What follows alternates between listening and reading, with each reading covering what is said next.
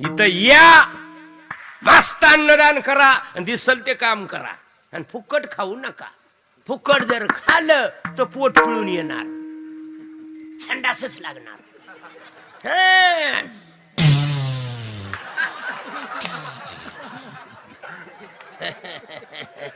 आणि मग म्हणणार बाप पोट पिळून आलं. कीर्तन कळालं का? हा कळालं कीर्तन? हा लोक म्हणते का सर्कल आहे करायचं, गांजा वरडाय कर. माझ्याकडे प्रमाण आहे, प्रमाण आहे. चाकरी वाचून आणि खाणे अनुचित वेतन. वेतन म्हणजे बाबा, वेतन म्हणजे पैसा. फुकट खाचा नाही, दिसल ते काम करा.